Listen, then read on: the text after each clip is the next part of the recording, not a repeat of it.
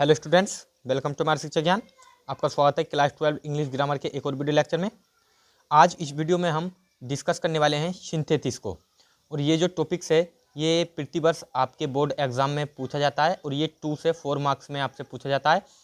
हमें जो आज का ये वीडियो है हम इसमें केवल जो सिंथेसिस का पहला पार्ट है सिंपल सेंटेंस, हम इस वीडियो में केवल सिंपल सेंटेंस बनाना सीखेंगे और इसकी जो एक्सरसाइज है इसको सॉल्व करेंगे। हम सिंपल सेंटेंस बनाने का जो वीडियो है अपने चैनल पर पहले ही अपलोड कर चुके हैं, आप उसे प्लेलिस्ट से जाकर देख सकते हैं। और यदि आपको किसी भी इंग्लिश ग्रामर के किसी भी टॉपिक से संबंधित वीडियो चाहिए या सॉल्व एक्सरसाइज चाहिए तो आप मुझे बता सकते हैं, मैं आपको उस पर वीडियो बनाकर अवश्य अपलोड करूँगा। तो चलिए बिना देर के आज के इस वीडियो को स्टार्ट करते हैं। यहाँ पर हमें दिए हुए हैं 2 या 2 से अधिक हमें सेंटेंस दिए होते हैं, हमें उनका सिंपल सेंटेंस में कन्वर्ट करना होता है और ये एक सेंटेंस आपसे पक्का पूछा जाता है बोर्ड एग्जाम में। तो चलिए पहला सेंटेंस हमें दिया है ही हैज़ 3 सन्स, यानी उसके 3 पुत्र हैं। He has to educate them, वह उन्हें पढ़ाना चाहता है, यानी उसने उनको पढ़ाया। या फिर अब यहाँ पर देखेंगे हम तो सब्जेक्ट 1 जो पहला सेंटेंस है उसका सब्जेक्ट और जो दूसरा सब्जेक्ट सेंटेंस है उसका सब्जेक्ट दोनों ही समान है। वो तो यहाँ पर जो है ये टू के बाद में वर्ब की फर्स्ट फॉर्म है तो ये इन्फिनेटिव है। 2 प्लस वर्ब के बाद 2 के बाद अगर वर्ब की फर्स्ट फॉर्म आती है तो वो इन्फिनेटिव होता है। तो हम इन्फिनेटिव का प्रयोग करके ही इसको एक सिंपल सेंटेंस में कन्वर्ट करेंगे। तो किस प्रकार से, यहाँ पे हम लिखेंगे इस वाक्य को ऐसे लिख देंगे, ही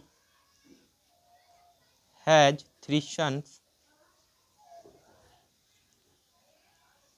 और जो ये इन्फिनेटिव के बाद का पार्ट है इसको हम पूरा ज्यों का तो उतार देंगे, ही और हैज हम नहीं लिखेंगे। यहाँ से इन्फिनेटिव क्या है, टू, और इन्फिनेटिव एजुकेट देम। तो ये एक सिंपल सेंटेंस बनकर तैयार हो जाता है। तो पहला हमने एग्जाम्पल सोल्व कर लिया है, अब हम बढ़ते हैं नेक्स्ट एग्जाम्पल की ओर। तो हमने इसमें किसका प्रयोग किया था, 2 प्लस वर्ब की फर्स्ट फॉर्म का, यानी इन्फिनेटिव का। आपको मैं हाथों हाथ यहाँ पर बता भी दे रहा हूँ, 2 प्लस वर्ब की फर्स्ट फॉर्म इन्फिनेटिव के प्रयोग से हमने ये सेंटेंस बनाया है। The teacher entered the class, the students stood up. Teacher ने क्लास में प्रवेश किया, the students stood up. Simple sentence है, सिंपल सेंटेंस में हमें इसको कन्वर्ट करना है। तो यहाँ पर भी जो सब्जेक्ट है दोनों में समान है, यहाँ पर टीचर है और यहाँ पर भी सब्जेक्ट समान है। और जो हमारे फाइनाइट वर्ब है इधर एंटर है और इधर स्टूड है, तो फाइनाइट वर्ब अलग अलग है। तो एक कार्य और हम देखेंगे टाइम इंटरवल, या फिर हम देखेंगे कार्य कब पहले समाप्त हो रहा है और कौन सा बाद में समाप्त हो रहा है। यहाँ पर एक कार्य पूरा हो गया, the teacher enter the class, यानी टीचर ने क्लास में प्रवेश किया, ये कार्य पूरा होगा। तब द स्टूडेंट स्टूड अप, बाद में जो है लड़के खड़े हुए, यानी एक कार्य पूरा होने के बाद दूसरा कार्य शुरू हो रहा है। तब ऐसी कंडीशन में हम प्रयोग करते हैं परफेक्ट पार्टिसिपल का। तो यहाँ पर हम परफेक्ट पार्टिसिपल का प्रयोग करेंगे। और परफेक्ट पार्टिसिपल क्या होता है, परफेक्ट पार्टिसिपल बनता है हैविंग के साथ वर्ब की थर्ड फॉर्म लगाने से। अगर हैविंग में हम वर्ब की थर्ड फॉर्म लगा देंगे तो यहाँ पर हमें क्या प्राप्त होगा, परफेक्ट पार्टिसिपल, यानी परफेक्ट पार्टिसिपल बनकर तैयार हो जाएगा। तो इसी का प्रयोग हम करेंगे परफेक्ट पार्टिसिपल का। तो चलिए, the teacher enter the class, इसको हम लिखेंगे द टीचर। यहाँ पे हम पहले जो कार्य पहला होगा उसको हम परफेक्ट पार्टिसिपल में बदलते हैं। तो परफेक्ट पार्टिसिपल हम इस सेंटेंस को बनाएंगे क्योंकि ये कार्य पहला हुआ है। द टीचर हैविंग, हैविंग लगाएंगे और वर्ब की थर्ड फॉर्म एंटर्ड पहले से ही है तो एंटर्ड ही रहेगा। द क्लास, ये वाक्य हमने लिख दिया एंटर्ड द क्लास, कोमा लगाएंगे यहाँ पर और इसको जो आगे का पार्ट है इसको लिख देंगे the students stood up, the students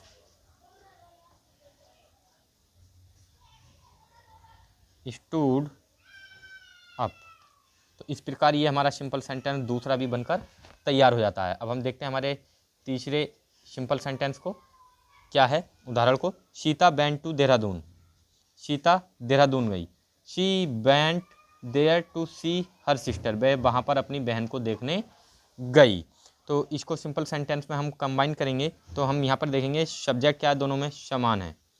और यहाँ पर फाइनाइट वर्ब क्या है, दोनों में फाइनाइट वर्ब भी जो है समान है। तो इसलिए हम यहाँ पर पार्टिसिपल का प्रयोग नहीं कर सकते। तो हमें दूसरे माध्यम से ही इसको बनाना होगा।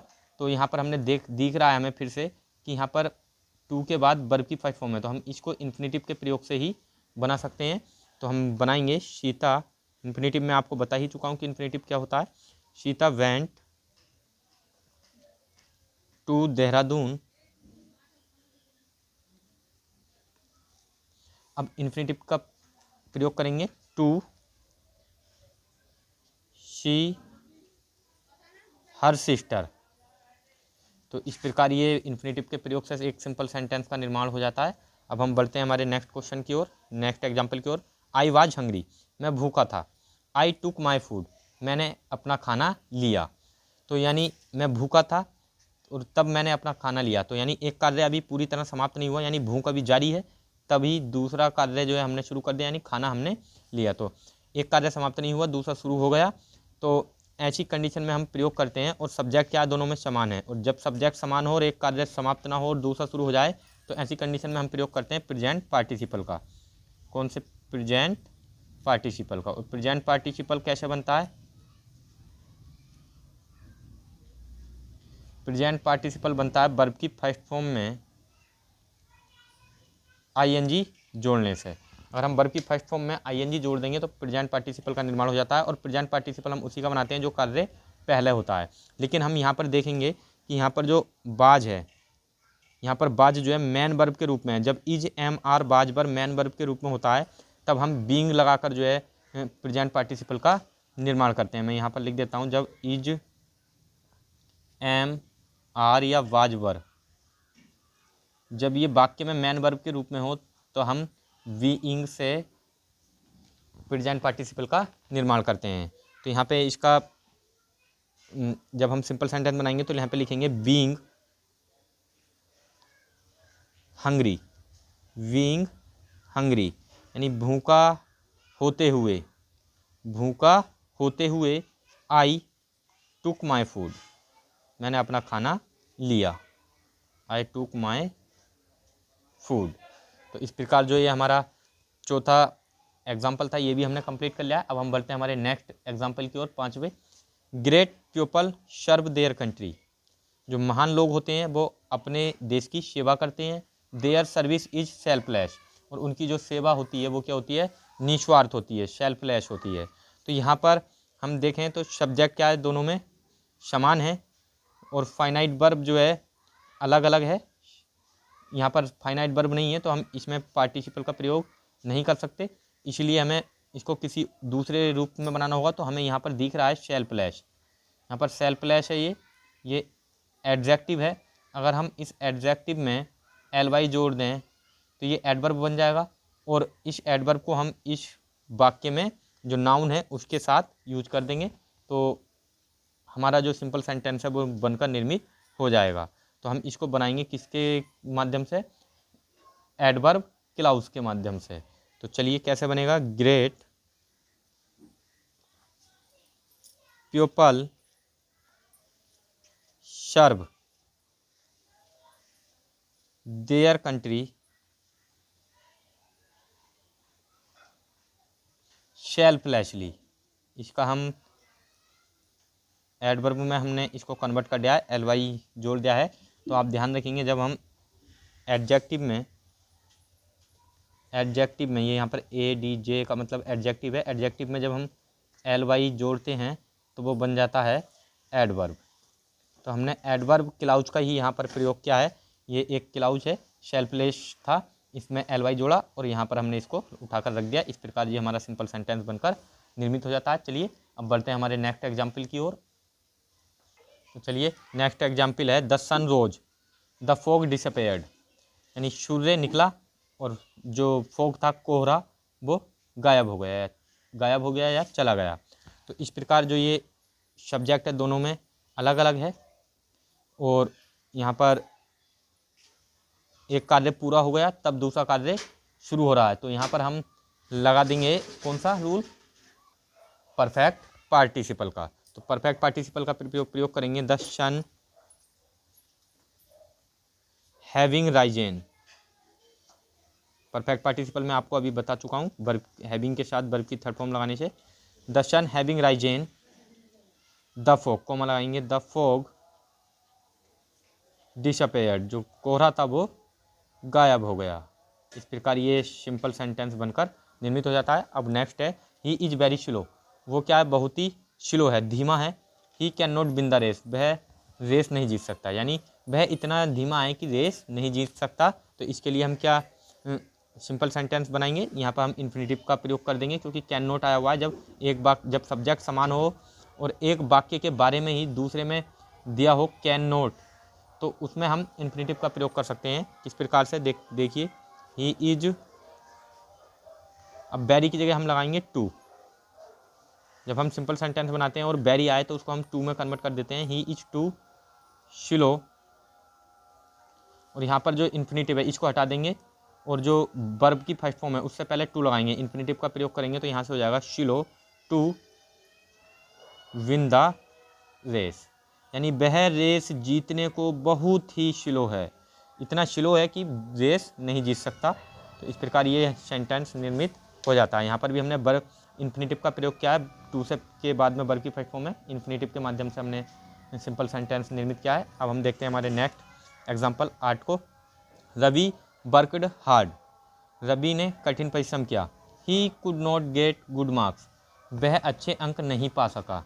तो इसका सिंपल सेंटेंस बनाएंगे।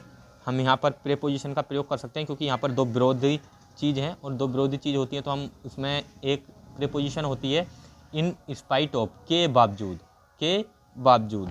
तो यहाँ पर लिखेंगे in spite of, in spite of worked hard, worked hard, यानी कठिन परिश्रम के बाद, कठिन परिश्रम के बावजूद भी। ही की जगह यहाँ पर एक बार हमें नाउन लिखना होता है तो नाउन लिख देते हैं, क्योंकि कम से कम हमें एक बार नाउन लिखना होता है सेंटेंस में। तो Ravi could not get good marks. तो इस प्रकार ये सिंपल सेंटेंस हमने निर्मित कर दिया। ये प्रीपोजिशन के माध्यम से हमने इस सेंटेंस को निर्मित किया। ये इन स्पाइट ऑफ जो है प्रीपोजिशन है, के बावजूद, जिसका हिंदी अर्थ होता है के बावजूद। अब 9वां जो नमा है हमारा, Rita found the pen, Rita ने पेन पाई। द पेन वाज लॉस्ट, ये पेन क्या थी भाई, खो गई थी। तो हम इसको एक सिंपल वाक्य में बोल सकते हैं, सिंपल सेंटेंस में, कि रीता ने अपनी खोई हुई पेन पाई। तो ये जो हमारा लॉस्ट है, इस एडजेक्टिव को उठाकर हम इस नाउन से पहले, पेन से पहले रख देंगे तो हमारा सिंपल सेंटेंस बन जाएगा। यानी हम यहाँ पर एडजेक्टिव का प्रयोग करेंगे वाई यूजिंग एन एडजेक्टिव और एडजेक्टिव क्लाउज। तो Rita found lost pen, lost pen, यानी रीता ने खोई हुई पेन पाई। तो इस प्रकार ये हमने यहाँ पर किसका प्रयोग किया, एडजेक्टिव क्लाउज का, एडजेक्टिव क्लाउज का प्रयोग करके हमने सिंपल सेंटेंस को निर्मित किया। अब हम बढ़ते हैं हमारे आज के अंतिम एग्जाम्पल की ओर। द एग्रीमेंट वाज साइन, जो एग्रीमेंट था उस पर साइन कर दिया गया। ऑल वर सेटिस्फाइड, और सभी क्या थे, सहमत थे। तो यहाँ पर भी एक कार्य समाप्त हो गया, तब दूसरा कार्य शुरू हो रहा है। इसमें भी हम परफेक्ट पार्टिसिपल का प्रयोग कर सकते हैं। तो चलिए हम लिखेंगे द एग्रीमेंट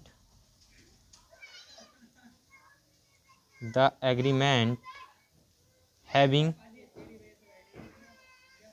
अब यहाँ पर ये एक वाक्य पैसिव वॉइस में है तो हैविंग, जब ये पैसिव वॉइस में है तो हम यहाँ पर जब वाक्य पैसिव वॉइस में होता है तो परफेक्ट पार्टिसिपल का प्रयोग करते समय हम हैविंग के साथ में बीन जोड़ देते हैं। क्या जोड़ देते हैं, बीन, हैविंग बीन। अब वर्ब की थर्ड फॉर्म लगाएंगे तो साइन की वर्ब थर्ड फॉर्म क्या रहेगी, साइंड ही रहेगी।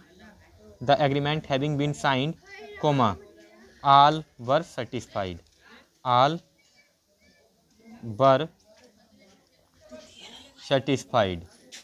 तो इस प्रकार ये जो हमारा सिंपल सेंटेंस था ये बनकर तैयार हो जाता है। और मुझे उम्मीद है कि ये जो सेंटेंस थे ये सभी आपको समझ में आ चुके होंगे। और यदि ये वीडियो आपको अच्छा लगा तो प्लीज़ अपने दोस्तों के साथ इस वीडियो को ज़्यादा से ज़्यादा शेयर करें। और यदि आपको क्लास 12 इंग्लिश या इंग्लिश ग्रामर के किसी भी टॉपिक से संबंधित वीडियो चाहिए तो आप मुझे कमेंट बॉक्स में बता सकते हैं, मैं आपको उस टॉपिक पर वीडियो बनाकर अवश्य दूंगा। और हम अपने चैनल पर क्लास 12 के सभी सब्जेक्ट के मॉडल पेपर्स और उनसे संबंधित जो इंपॉर्टेंट क्वेश्चन है और सॉल्यूशन है उनको प्रोवाइड कर रहे हैं। आप हमारे चैनल पर जाकर उन सभी का सॉल्यूशन देख सकते हैं। और आपको क्लास 12 या 10th के किसी भी सब्जेक्ट से संबंधित कोई भी टॉपिक या किसी भी प्रकार का आपको वीडियो चाहिए तो आप मुझे कमेंट बॉक्स में बता सकते हैं, मैं आपके उस टॉपिक पर वीडियो अवश्य बनाकर अपलोड करूँगा। Thanks for watching.